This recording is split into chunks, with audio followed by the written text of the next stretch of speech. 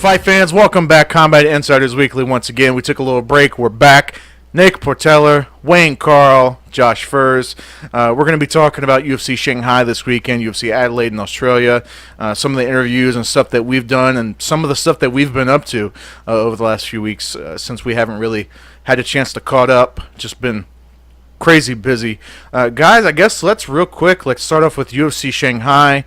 Francis Ngannou, Curtis Blades. This is the rematch from a couple years ago where the match got stopped. Doctor stoppage from Curtis Blades, has the cut on his eyebrow. They're both in very different spots. Curtis is coming off of that crazy TKO off Alistair Overeem, and Ngannou is coming off of the last two fights of his that they're just kind of flopped. And I guess where are you guys at with that? How do you guys see this fight going? Well, I guess, Wayne, let's start with you. Yeah, so Francis turns up. Francis of old, 18 months ago. I think it's going to be a really close fight, but I'm still going to pick Blades. I think he just takes him down and does what he did to Mark Hunt. Curtis Blades just continues to get better, and I don't think there's a heavyweight out there. Once DC goes, I think Curtis Blades is the future of that division. What do you think, Nick? I'm kind of where you are, except for the prediction part. I think it's more do or die for Francis to win to stay relevant. And like you said, if 8 months ago Francis shows up, we have a fight. Blades, on the other hand, his wrestling is levels above. But I think Francis gets it done trying to get back into the spotlight.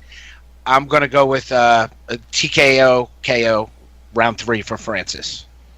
I think I'm going to go with Blades on this because I think Blades is riding high, and I think that maybe that was part of the problem in the first fight was maybe his confidence level because Francis was coming in, real hot and heavy into their first fight. So, maybe there was a little bit of a confidence issue, but like I said, with him, the way he dispatched Alistair Overeem, Overeem is a freaking, he's a legend in the sport, right? So having that notch in your belt has got to, do wonders for the mentality. I don't know. I think that he is going to take some cues from the Stipe fight, and just maybe work him down to the ground because, what we saw that his cardio was just absolute garbage, and it is what it is. I'm not trying to knock the guy. It's just it was what it was. His cardio was garbage. His wrestling was, subpar, and he just really couldn't compete. And I think Curtis Blades is that much better of a grappler than Stipe probably is. I don't know that Curtis will fully replace DC. I don't know if he has the same power that DC does. It's interesting though. I think it's interesting because once DC leaves, there is going to kind of be that void. I think he's going to stay in that top 5, top 3 range. I don't see a whole lot of people, especially taking him down, especially the better he gets and the more experience. And I think being in that main event spot is going to, do wonders. And I think I'm going to say Curtis Blades takes it. I'm going to say 3rd round TKO. And I've obviously taken it by decision, but Francis is always a puncher's chance, especially in the first 2 minutes of the fight. We've seen, the uppercut from Hell against Overeem, even though he's got a glass chin. Yeah. I still think he, in the first 2 minutes, as long as he doesn't overthink it, like what he did in his last fight, if he comes and lets his hands go, and I really like Francis. It's a pity to see what's happened in the last 2 fights. But someone that was climbing the mountain so quickly, I think they just built him up, and he wasn't ready for that. So, it should be a great fight. And unlike you guys, it'll be prime time in Australia, so I actually won't have to get up too early or too late. So, good for the Australian fans. Lucky them.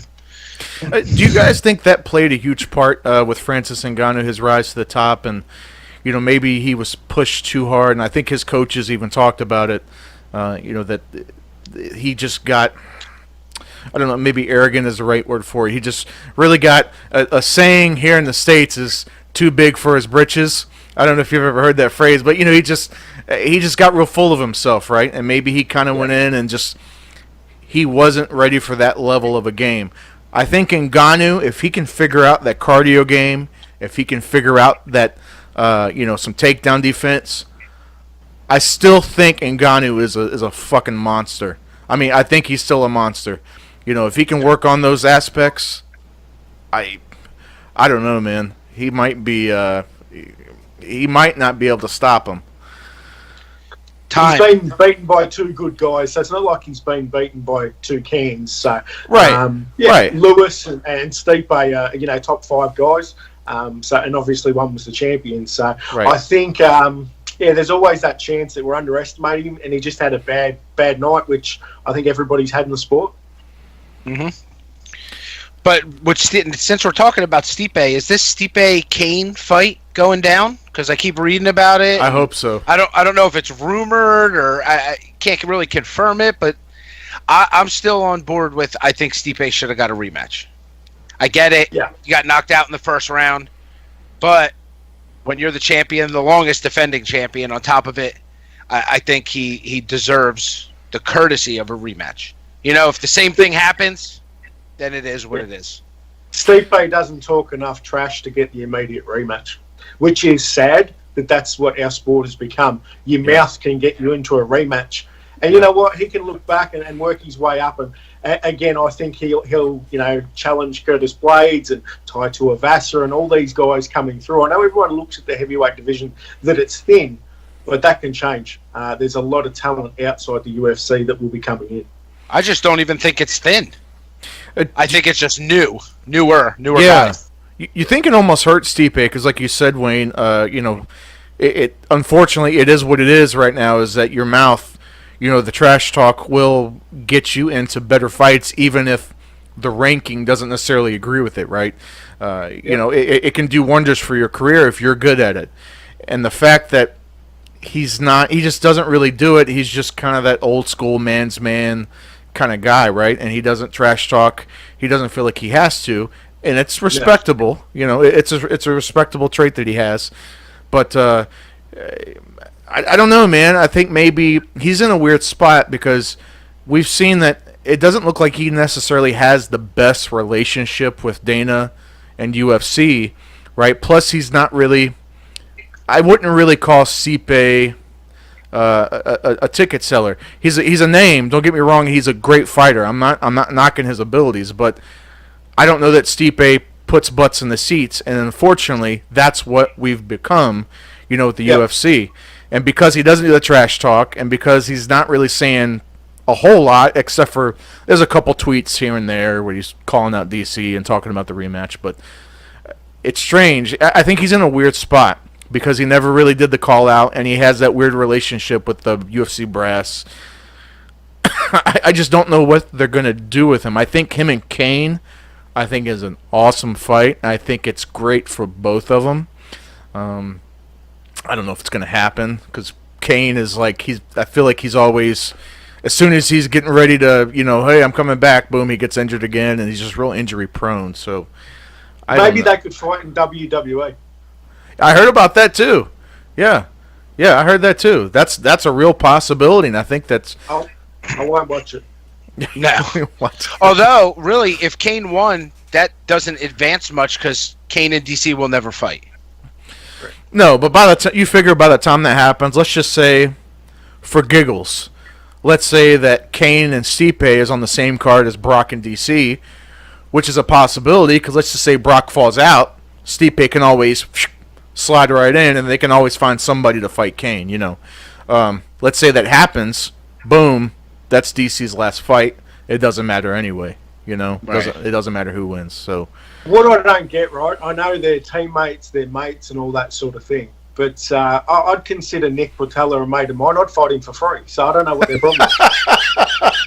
I'll tell you what. If the pay was right, I'll take that L. I'll do it for free. For free? Nah, I'm not getting knocked out like that for free. Not gonna be for free. Not for free. Very good. No. Nope, not for free. Well, we still got a Wayne. There's a contest going on with our followers, and I brought it up in a couple of videos, but he's doing a candlelit dinner for one of the via Skype. Yeah, via Skype for one of the followers. So, hey, maybe I may unsubscribe. Hey, thanks. Thank you. One less person in the pot. Great. Oh my God. So, overall, I mean, the heavyweight picture, it's in a weird spot right now, right? Because with the Brock Lesnar and the DCs and the Stipes, the Canes, the Ngannous, and, there's all, and Lewis, and it's in a weird spot right now, and I think it needs to get worked out, and I think once DC and this whole Brock thing is done and it's over with, I think maybe we can get back to a little bit more structure, maybe a little more going by the rankings. But, yeah. Whoa. Wayne left. Oh, there he is. Nah, I'm here. There he is. All right. But, yeah, I don't know. Heavyweight picture is weird, and I don't know where it's going. Real quick before we move on, am I the only person left that thinks Brock can't pass USADA? Like, I don't think he's going to fight. I just don't. I just don't see it. I don't think he could pass. I think he does, and I'll tell you why. Because they want him to pass. Well, one thing, Brock. So, see, that's a rabbit hole. If we start talking about their messing with USADA results, that's another rabbit hole. But I think one thing Brock likes more than steroids is a buttload of money. A fucking truckload of money. And I think that he's gonna get clean. I mean, if you've seen pictures of him recently, he's a lot. I'm not thin because he's a big motherfucker regardless, but he's thinned out. You could see he's a little more drained out than he usually is. He's starting to lean out. I think it's going to happen. I think he's going to pass USADA, and I think we're going to see him. I really do. I think it's going to get announced probably. My guess is probably February or March. It's going to be announced. It's happening. I see it. There's too much money on the table for Brock, for DC, and for UFC. There's too much money on the table for all sides, all parties involved. Plus, really, I mean, WWE, you figure, because last time they did, when you fought Mark Hunt, they used some WWE footage and all that stuff. So there's a huge pot, pool of money here, and I think there's too many hands in the pot for it not to happen. I don't know. So we'll leave the rabbit hole alone. Because there's not enough time in this video for that. We got all the time in the world, Nick. We got all the time in the world. But there are other great fights and coming up.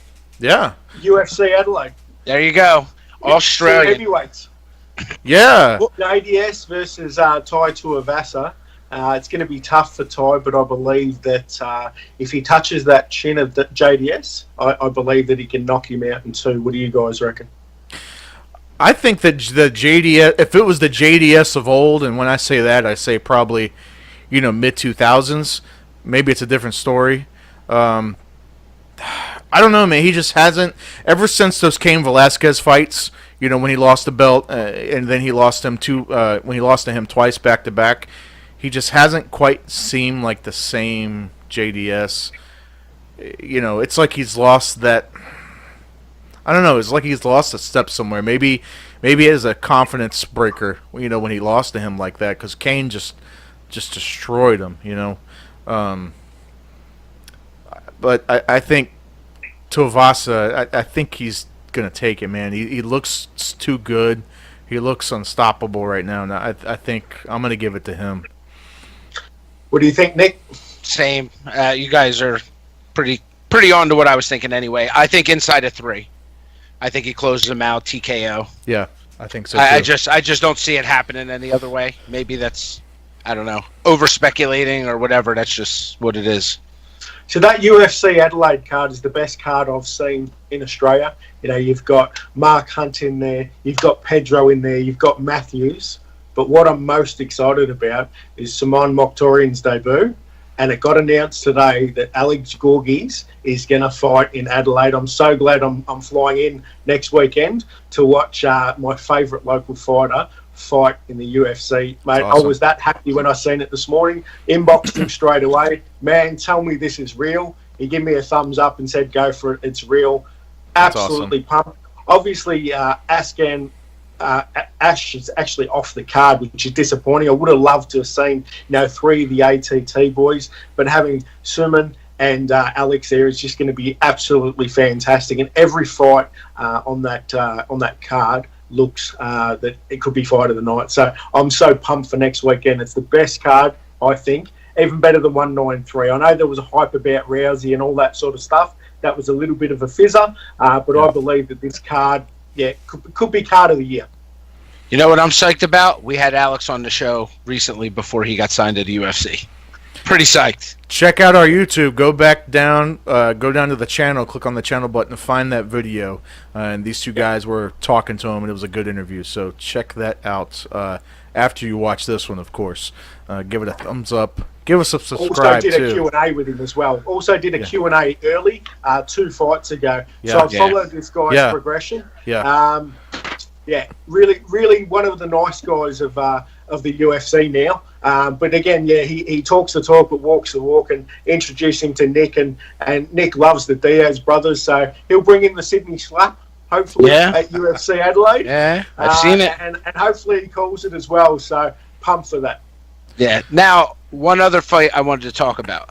I know it's a little ways away. Me and Wayne, we're going to hash it out, but we can hash it out right now. You going to lose again? John Jones, Gus. Yeah. Who do you got? Mate? Yeah. Yeah, Gus by decision.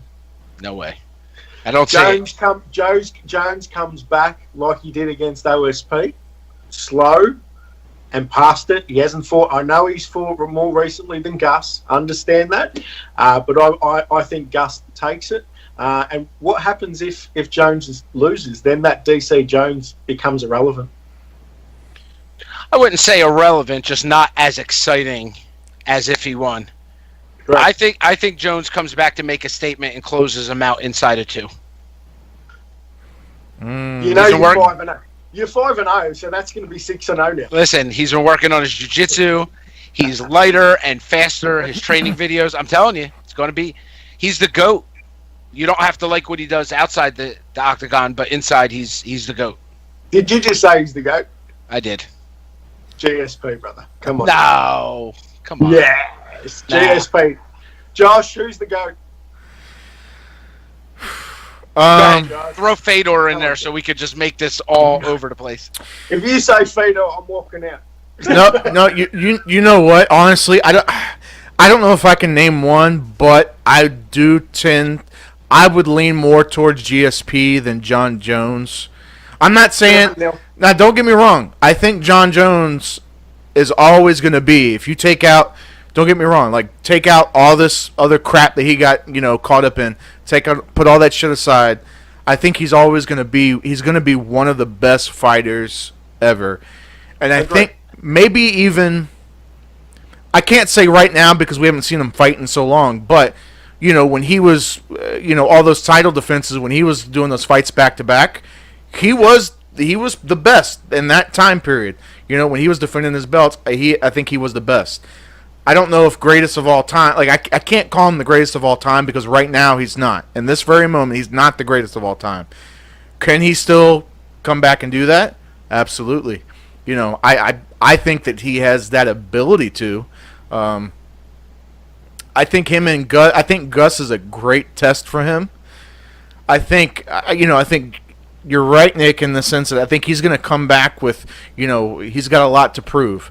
And maybe not even so much to other people, but I think to himself, right? I think he needs this fight. He needs to win in a big way. Him beating him by decision, he'll still win, but I think it's not enough. I think he needs to finish Gus because... Well, the flip side is Gus, and not just Gus. There's a lot of people that believe he won the first fight with Jones. I do. I believe it. I think Gus won. And got hosed. So Gus also has something to prove. Yeah. But the reality is we all forgot the GOAT is Artem Lobov. Let's just call it what it is. I'll play it. The same people that call him the GOAT woo like a wrestler at events. Every event I go to, there's one drunk guy at 10 o'clock in the morning screaming, woo, and stand him up when the bloke's getting pounded. Yeah. Those 3 things happen. It's the same person. Artem's the GOAT, woo, and stand him up is the same person. And generally they look like me, but that's not me. So that's just putting them all together. That's my head in. Real quick, how does anybody even know how that started? It's Ric Flair, man. No, not the wrestling part. The Artem Lobov's the GOAT. Where did that even come from? Just people, messing around. And now it's like common knowledge at this point. It's common knowledge that he's the GOAT. That's right. Should we get Wayne's input on my upset Nunes Cyborg? Who do you got, Nunes Cyborg? We already hashed this out. We had this battle, and that's another debate that I've beaten you on. How did you beat me? The fight didn't happen. Cyborg's going to knock her out, mate. No way. Second round, she will knock her out. And I like Nunes, don't get me wrong, and I think she's powerful. And I think for 7.5 minutes, it's going to be probably the greatest women's fight ever until she lands a right hand and puts her to sleep. That's my prediction. Round 4 submission, Nunes. I'm going to put money on it if you reckon that, because I reckon you're going to be wrong. But that's just us.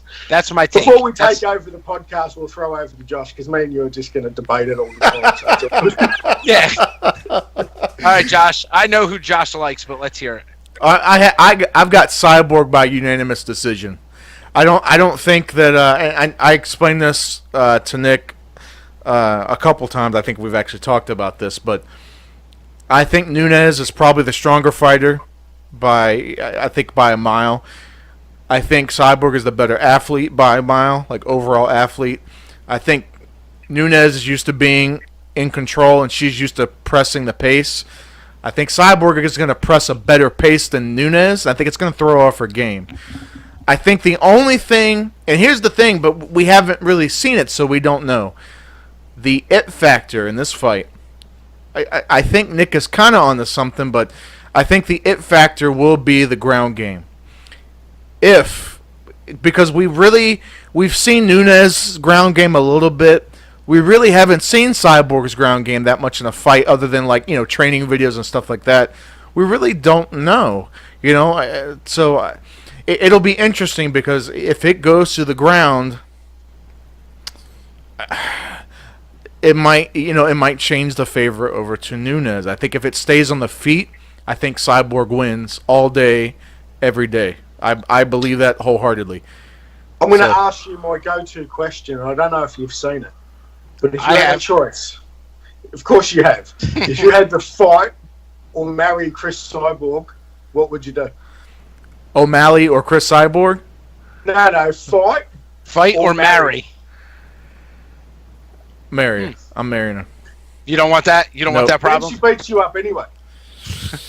Sorry, man. I'll be one of those. What do they call it? Marry her. I'll be a battered husband. I mean, that's the way it'll be. I'll just have to be a battered husband. So I'm not. I'm not getting it. I'm not. So now, though, we got a lot of pending stuff that we have to put out. I know Wayne has Suman. We're working on his scheduling to get him on, which is great, but obviously he's training. We had a good one with Chris Lieben today, which was pretty awesome. There's a couple pending ones that I won't care to share because until they're not pending, it won't matter. And we put out part 2 of the 4 videos for Rowdy Beck Rawlings, who was an awesome interview.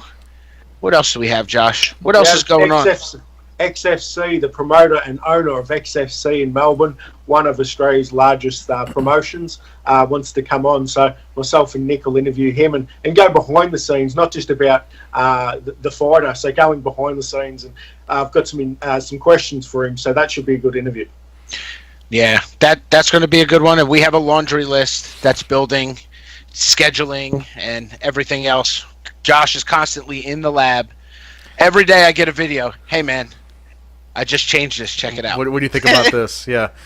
Man, I tell you, we're constantly grinding. That all 3 of us, man, we're all constantly grinding. We're trying to make it, we're all constantly contributing. And, I'm really proud of where we've come in such a short time. And, it's everybody is doing a great job. So, I'm glad we could all kind of be a part of this, and hopefully it reflects, I think, our passion, for the sport and, our work ethic. Hopefully it speaks for itself, in our content, the articles, the video content, whatever. Hopefully that stuff speaks for itself. I think it does, I hope it does.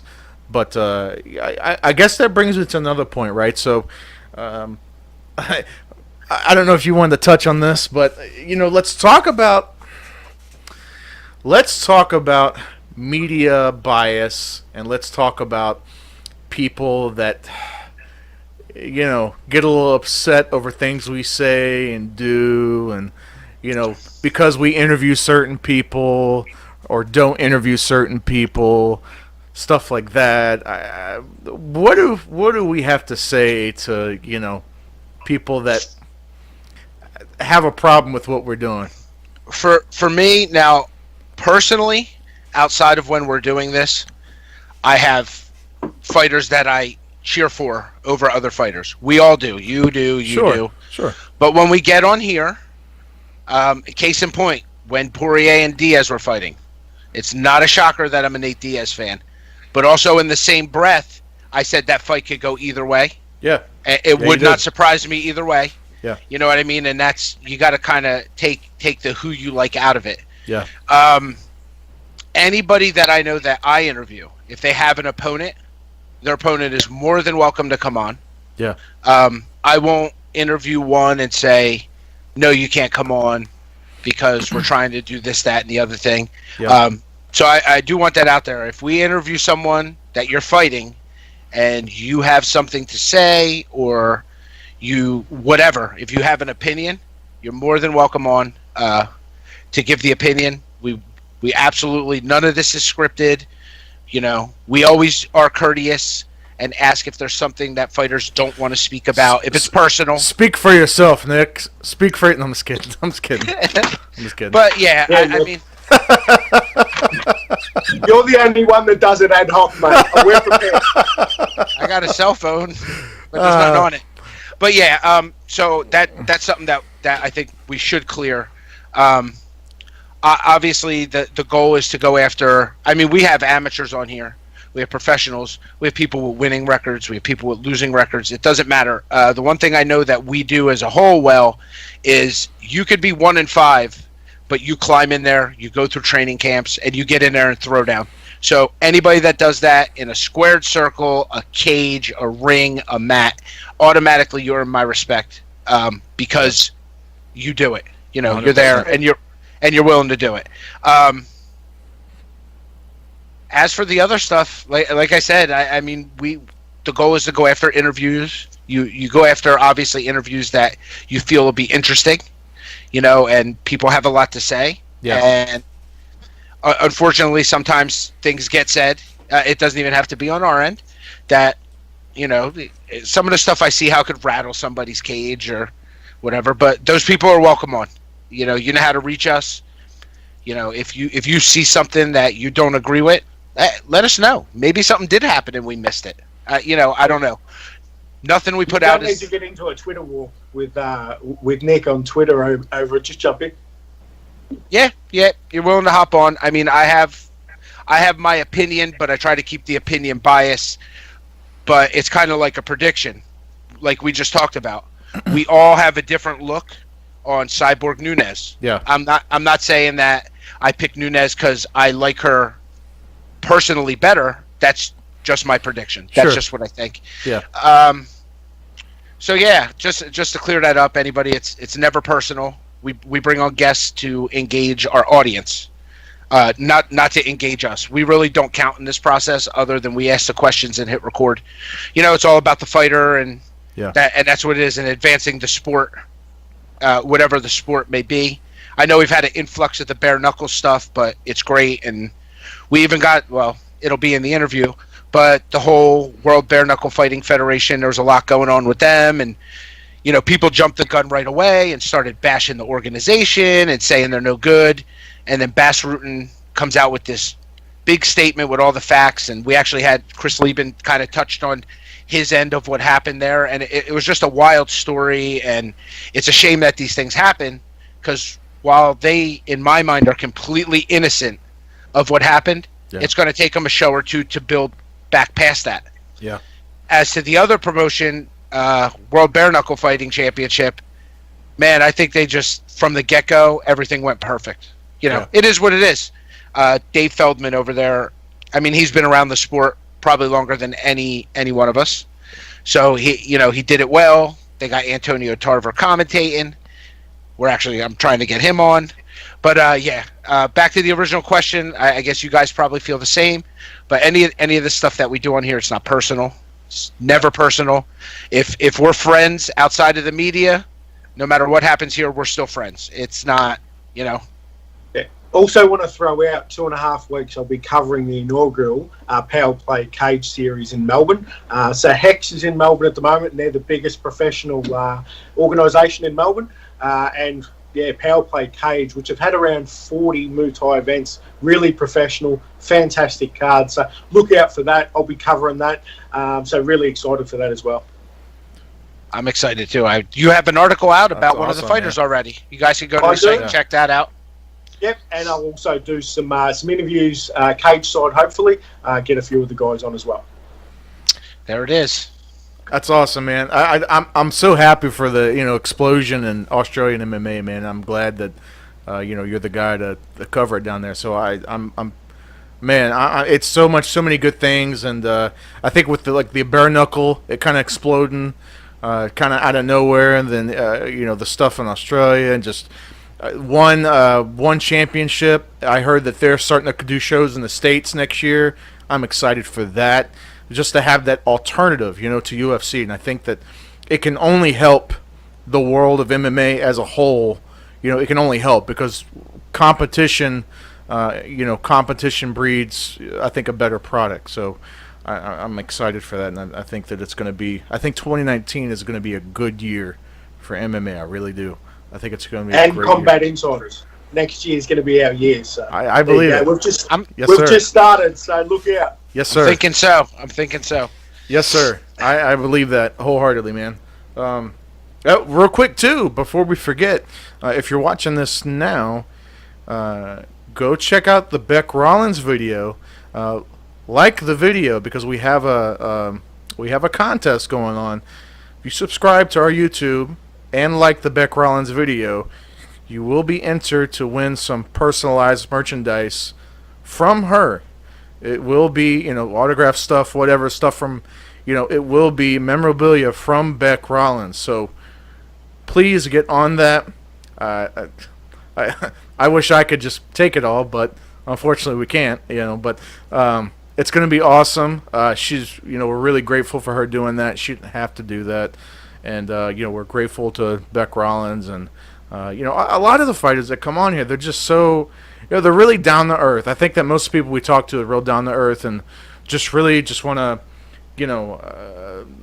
make the sport better, right? Bring in more fans, bring in more people, and just, just make it better for everybody. And she's real down to earth and stuff like that. But go check that out. Like the video. You will be entered. And the drawing is going to be on Monday, which is the, 26th? 26th. All right, so that drawing is going to be on Monday, the 26th. Don't miss that. So hopping on that. It's easy. Just hit the subscribe button.